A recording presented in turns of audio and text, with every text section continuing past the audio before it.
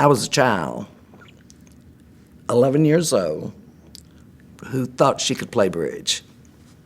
My parents were bridge players, and every once in a while they'd have me sit at the table. Of course, I was just maybe being the dummy and maybe learning a little bit, but I thought I could play bridge. And it wasn't long before sometimes one of their neighbors would say, get Carol Lynn to come over and sit in until someone gets here. So I had a good experience starting bridge. I kept playing through high school. We'd have slumber parties, and the girls would sit up all night long playing bridge, but I never did learn to play bridge. I just thought I could play bridge. And when I went to college, I played just a little bit, and I'd gotten probably just slightly better, but I was still a very bad bridge player. When I met Tommy at a bridge tournament, I'd gone to a bridge tournament I'd lost my mother, and her best friend was a bridge player. And she was going to a tournament in Little Rock, Arkansas. So I went over just to visit with her. I didn't go over to play bridge. And I happened to meet Tommy on that trip, which was the beginning of a wonderful marriage. After we became an item, so to speak, when he'd go to a bridge tournament, I'd want to go too, and I knew that I was not ready to play in tournaments. I tell you what, I watched Tommy all the time when I couldn't play bridge. But after I felt I was kind of into my own, I knew that I didn't belong there. If he was playing in a high-level game, you know, like the finals of the Spingo or the Vanderbilt, I didn't think the opponents would appreciate my being there. That's where I wanted to be watching, but I just didn't think that I belonged at the table when the opponents were my friends usually. They all would know that I was pulling against them, certainly pulling for Tommy. So I didn't watch a whole lot of high-level bridge from Tommy. We went to Jackson, Mississippi in '62, I think. And that was the first time Tommy and I had ever been in the Nationals. And we had a nice team, not great team because we weren't great players either. But we got lucky and beat one of the big teams in an early round.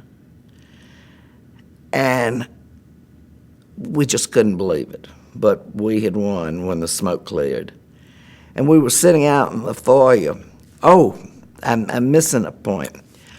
When we sat out of the match, we went over and to Kip, we didn't have enough sense to know you're supposed to go to your room and rest when you're sitting out. That we were too young to know such things that we certainly learned through the years. But we went over and kibitzed John Crawford. And he was playing with Tobias Stone, and Tobias, as soon as he saw someone that could turn his dummy, he had a way of always wanting to leave the table. So he had me turn his dummy. Well, John Crawford would call for the 8 of diamonds, and I'd pick up the 6 of hearts. He'd call for the 9 of spades, and I'd play the 6 of clubs and have to correct myself each time. So I know that must have driven him up the wall. But anyway, when the match is over and we've beaten this very fine team, someone walked up and said, "My heavens above, I hear y'all won. Weren't you nervous?" I said, "Oh, no. The only time I was nervous is when I was turning Crawford's dummy." and that was a fact. I was in the kitchen minding my own business, and Betty Ann called and she said, "Would you come out of retirement and play and us try to establish a partnership?" I said, I'd just love to do that. Let me check and see how Tommy feels about it. And he was 100% for it. So we went to St. Louis and we called ourselves practicing. And after about 5 or 6 trips that first year or so, we were still practicing, and our husbands were saying, y'all start producing if you're going to practice. And we did produce. We had a wonderful relationship playing bridge together. We played 26 years.